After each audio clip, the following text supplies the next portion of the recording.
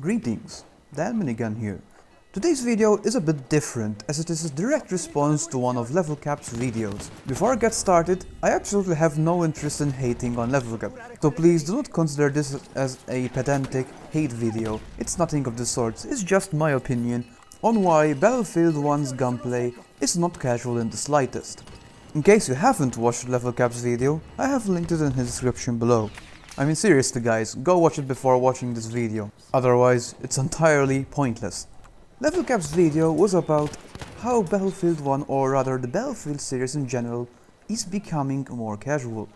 The first items he cited were regarding the grenade timers and the close-range bayonets, both of which I strongly agree with him. Thankfully, with regard to grenade spam, it has already been fixed within the CTE by means of reducing the grenade timers and changing the system up entirely. Close-range bayonet kills are quite infuriating and require zero skill, as they are uncounterable and very easy to pull off. Another reason he cited was the scoring system. Now personally, I have no strong feelings about this, other than the fact that the scoring system based entirely on score as a numerical value, well, that's a flaw in itself, and it is really hard to balance. I will not go into the scoring system because that requires a video unto its own. What I really want to talk about is his comments regarding the gameplay, or rather the gunplay.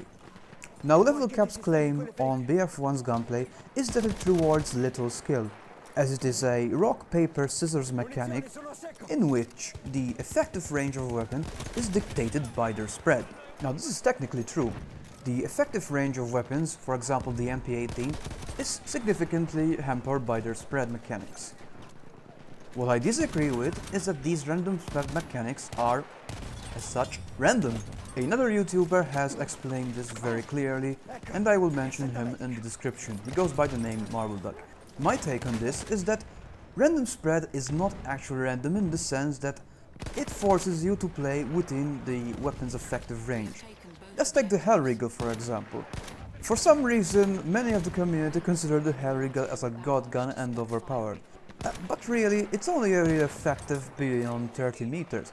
Beyond that, many other weapons simply outdamage it easily. These include light machine guns and most of the rather all of the SLRs, provided that you have actually the capability to aim with them. Now my main gripe with this is that somehow Levelcap considers previous Battlefield weapon mechanics to be superior to BF1, and he does explain why.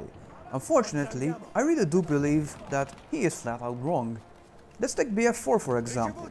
The weapon balance within each class was pretty great, however, most of the weapons can be bursted or micro-bursted much more easily than what you could do with an SLR or an SMG within BF1.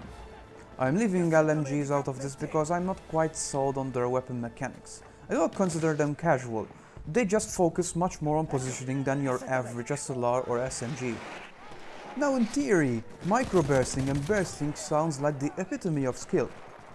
And I have to admit, I used to think this way, I honestly did.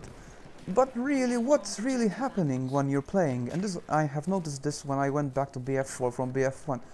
If I'm using something like the Ace-23, which I rarely do, but whatever, the rate at which I click the mouse does not really matter. It does not require any specific patterns because its recoil and spread resets are just way too low to be a thoughtful consideration. In stark contrast within BF1, if you spam the mouse button too fast on something like the MP18, the recoil multiplier system which we have within the game, which I will not go into, requires the user to use much more finesse and thought in regard to bursts with a weapon. Some ranges may require single shots, some ranges may require 2 to 6. Again, I'm not going into detail the specific ranges, but if you try to do these things, you will realize. I like to think that BF4 and especially BF3 rewarded more the run and gun type of gameplay. When I refer to something as run and gun, I mean that there is absolutely no thought in player positioning. You can simply rely on your accuracy, reaction times, and fast trigger finger, and this naturally does require some skill. But does it really compare to the finesse we have in BF1's gunplay? In which not only do you have to think about recoil control, spread management, But you also have to take in consideration that some weapons are just not going to work beyond their effective range, or at least not in an optimal manner. And now that I have mentioned this, Battlefield 1 does indeed have weapons that are easily capable of breaking the effective ranges associated with their class. Let's take a look at some of these. We have the Model 10A Slug, which is basically a CQC bolt-action rifle for the Assault class. It's unfriendly and somewhat awkward to use, but if you have the capability to use it, it will reward you immensely, as you can deal damage at easily 50 meters away, while still retaining that powerful one-shot CQC capability. This honestly reminds me a bit of Bad Company 2's slug mechanics, just without the absurd pump action cancelling mechanic, and if you've played Bad Company 2, you know exactly what I'm talking about. Another obvious candidate to this is the auto-loading 35 factory and marksman, not to mention the 1906. But let's focus on the auto-loading 35. The factory and marksman variants flat out outdamage every other gun except the 1906 beyond 50 meters. And when I say outdamage, I mean literally their damage per second is much higher than other weapons. Now, the disadvantage of these weapons is not that they are particularly difficult to aim or fire, but rather they are limited in their magazine capacity. You probably already know this, as many YouTubers, particularly Levelcap, have flat out said that 5-round SLRs are pretty much worthless. I take issue with this because 5-round SLRs are actually excellent. They are only worthless if you play similar to Levelcap's style, in which he runs around randomly with not much attention to positioning. And again, I'm not trying to hate on Levelcap, it's just I get the impression that the community in general thinks that Levelcap is some sort of pro MLG player.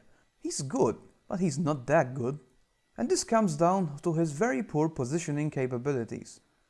So what is this positioning? It's nothing too fancy, it's just thinking about your next move.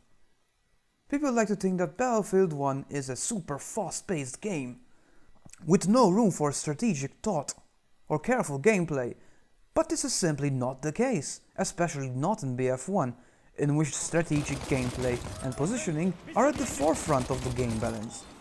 Now the biggest issue is you as the viewer. What do you think requires more skill? Technical prowess, in which you can control a weapon at any effective range, provided that you master recoil control spread, and of course reaction times. Or BF1 system, which does all these things with the exception that you just cannot use every weapon for every situation, just by forcing it due to your superior technical skill. I'm saying this because I really do not think that microbursting is a particularly intelligent skill. Learning proper burst routines, as well as proper positioning, is much more skillful in my opinion, and this is something that more experienced players are more inclined to have. In conclusion, I do not agree with Levelcap's statement regarding weapon balance. You may be wondering why I did not go into too much technical detail regarding the exact weapon plans. Well, this video was just an impromptu response, and I did not want to go into technical details, Simtic style stats and comparisons, purely because there are other people that do that much better. And yet again, I have linked him in the description, go check him out, his name is Marbleduck. I also want to point out that I have absolutely no intention in defending EA, DICE or the game. I have absolutely no interest in being a tribalistic fanboy regarding the game. To give you an example of this, I absolutely hated BF3 despite my hype for it during the Bad Company 2 days.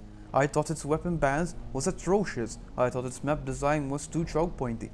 Hell, I didn't even like its lighting, but maybe that's a bit superficial at the time. And yes, I do use BF3 as a benchmark for how not to do a Battlefield 3 game, despite it actually doing many things correct. It's just that the core gameplay was lacking. I know a lot of people take issue with this, but I think these people, including sometimes Levelcap himself, as he has claimed in the past that BF3 was the better game than BF4. Another video Marbleduck covered. I mean, it's okay to like a game more than another, but to objectively say it's better? Nah, I don't think so. Especially not coming from a popular YouTuber. But enough from me, enough rambling for the day. That was my opinion, based on a modicum of facts. I hope you've learned something, and perhaps sealed your opinion about the game somewhat. Or perhaps you found this video to be a bit too casual. I'll see you next time in the next video. This has been Danminigun from Mushroom Cloud Gaming.